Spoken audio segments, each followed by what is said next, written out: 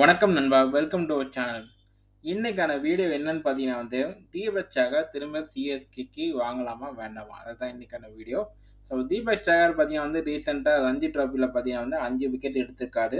அதுலேருந்து பார்த்தீங்கன்னா தீபக் சஹர் இஸ் பேக்ன்னு சொல்லிட்டு இருக்காங்க. ஸோ தீபக் சஹர் திரும்ப பைபேக் பண்ணா எவ்வளோ பிரைஸ்ல அவர் சிஎஸ்கேக்கு வருவாருன்னு சொல்லிட்டு தான் இந்த வீடியோவில் பார்க்க போகிறோம். ஸோ தீபக் சஹர் பார்த்தீங்கன்னா சூப்பரான செம்மையான ஒரு பிளேயருங்க. சரிங்களா? இந்தியன் டீமோட அடுத்த புவனேஸ்வர் குமார்னு சொல்லலாம். எல்லா பிளேயருக்குமே இன்ஜுரி ஆகும். முதுகில் ஏற்பட்ட இன்ஜுரிக்கு அவர் லைஃபே பார்த்தீங்கன்னா ரூல் பண்ணிட்டு இருக்குன்னு சொல்லலாம். நிறைய சர்ஜரி பண்ணியிருக்காரு, முட்டியில், முதுகில், காலில் அப்படின்னு. இதுக்கு காரணம் அவரோட ஃபிட்னஸை கவனிக்காமல் விட்டது தான்.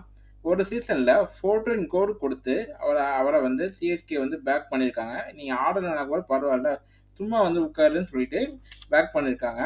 மேபி பை பேக் பண்ணலாம். ஆனால் ஆக்ஷனில் போய் பிட் பண்ணி ஒரு 4 to 5 crores அப்படி இல்லைன்னா ஒரு 6 crores பார்த்தீங்கன்னா அவர் போவாருன்னு இருக்கு.